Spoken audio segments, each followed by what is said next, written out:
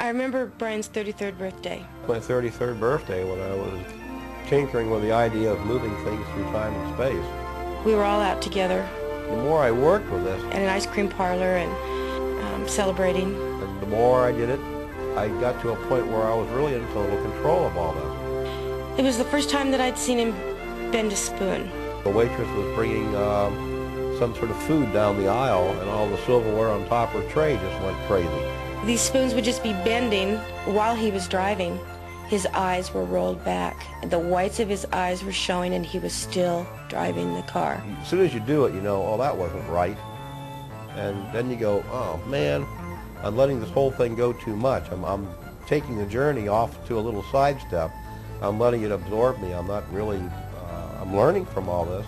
But perhaps I'm not really doing what I'm supposed to be doing with this knowledge. Well, I sure don't want to keep on doing something like this, so it needs to be refined. I need to control it more. I need to understand this.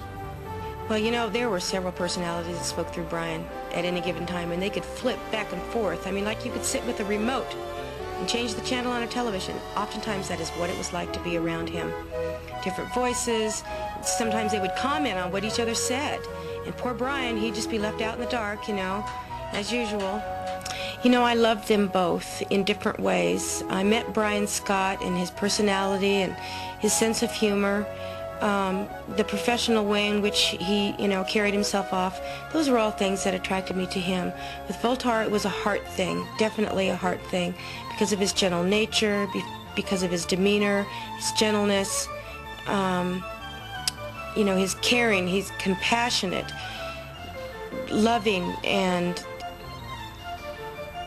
those were the qualities that I preferred, and I guess I preferred that over Brian.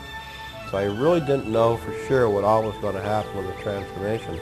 I wasn't afraid of it, but it was something I needed to feel more assured inside about. The transference of energy between that of Voltar and myself, if that was going to occur, if I could go to a 4 and accept it, fine, I could move on from there. The journey could continue ahead again.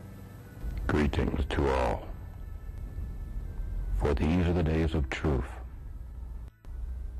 Come forth, those who seek knowledge and wisdom, and of this there will be a beginning, for there is much work to be done. The personality Voltar is the personality that I fell in love with. It was Brian's body, but it was Voltar's expressions and his mannerisms, his gentleness, his purity. I would oftentimes get confused about who I was talking to, and that we had all decided that Brian would be Brian during the day and Voltar would be able to come out at night. And I lost track of all that. I lost my sense of balance where that was concerned, and you know, the duality just threw me off, and that is where the conflict began in our relationship.